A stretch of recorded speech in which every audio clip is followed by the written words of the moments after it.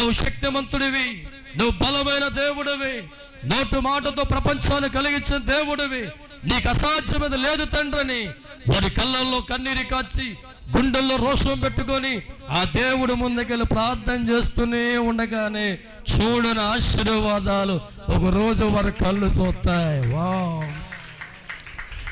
ఏ వాగ్దాన తండ్రి వారికి ఇచ్చాడో అవన్నీ లైన్ కడుతూ ఉంటాయి. బిడ్డల జీవితంలో కానీ, భర్త జీవితంలో కానీ, సంసార జీవితంలో కానీ, వ్యవసాయ జీవితంలో కానీ, చదువు విషయంలో కానీ నా దేవునికి ఏ వాగ్దానం ఇచ్చాడో బట్టి విక్రమార్కుల పట్టుతోను ప్రార్థించే వ్యక్తిగా ఉంటే ఆ ప్రార్థన జీవితమే ఒక రోజు నీకు బిడ్డలు ఇస్తుంది, ఒక రోజు నీకు వివాహం చేస్తుంది, ఒక రోజు నీ పంటను పండిస్తుంది, ఒక రోజు నీ కన్నీళ్లు తుడుస్తుంది, ఒక రోజు దర్జా వంటి జీవితాన్ని, ఆశీర్వాద జీవితాన్ని, మేలు వంటి జీవితాన్ని ఆ ప్రార్థన నీకు అనుభవిస్తుంది. దేవుడి స్తోత్రం.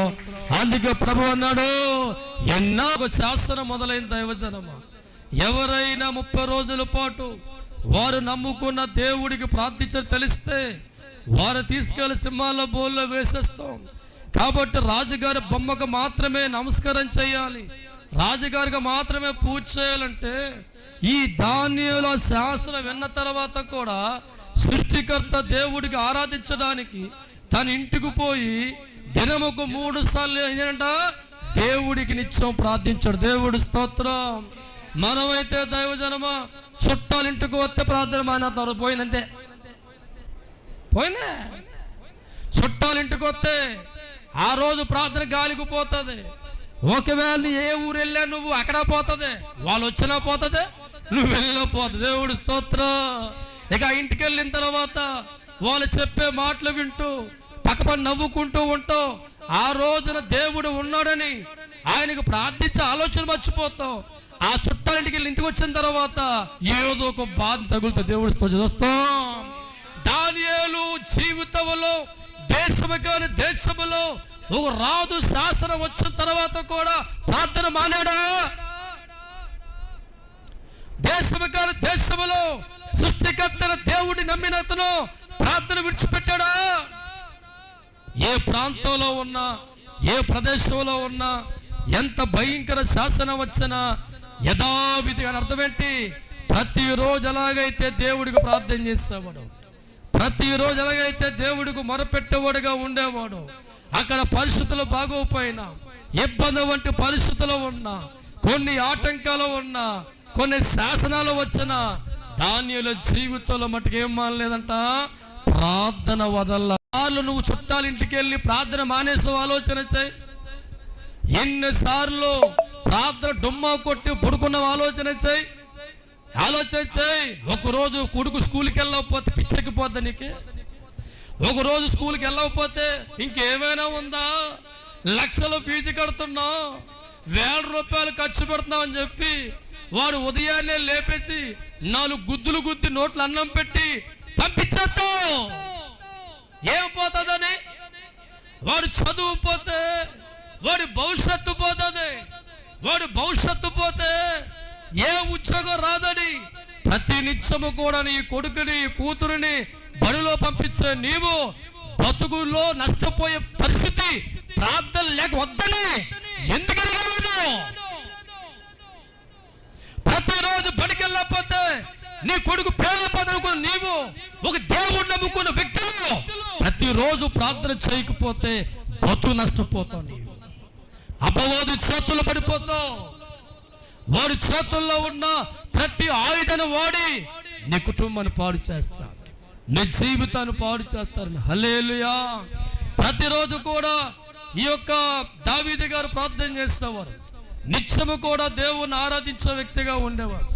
ఒకరోజు ఒళ్ళు పద్ధతి కాస్త పెరిగి ఆ ఉదయం లేవలసిన వాడు మధ్యాహ్నం లేచాడు. పోను మధ్యాహ్నం లేచి ప్రార్థన చేశాడా? మేడెక్కి లోకం చూశాడు. దేవుడు స్తోత్రం.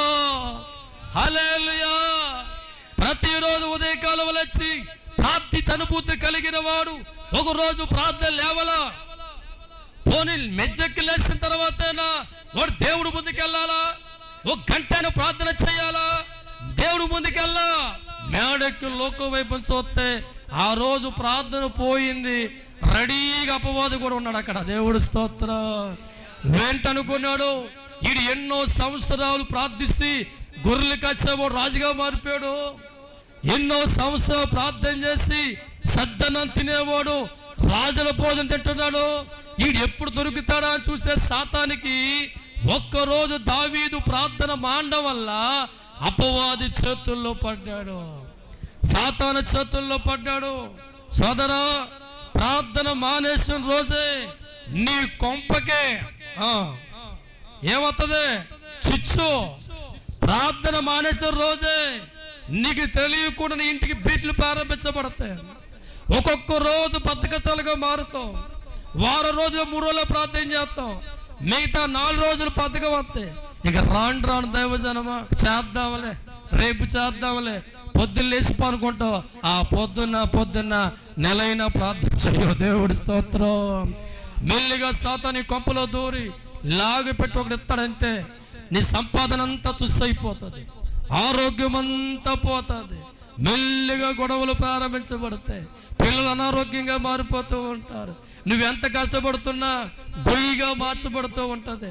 చివరికి దైవజనమా మంచాన పట్టే బ్యాచ్గా మారిపోతాం. చివరికి ఎవరికి మనశ్శాంతి ఉండదు, ఎవరికి ఆనందం ఉండదు, సంపాదన ఏమవుతుందో అర్థం కాదు, బిడ్డలు ఇతరుగా మారిపోతూ ఉంటారు.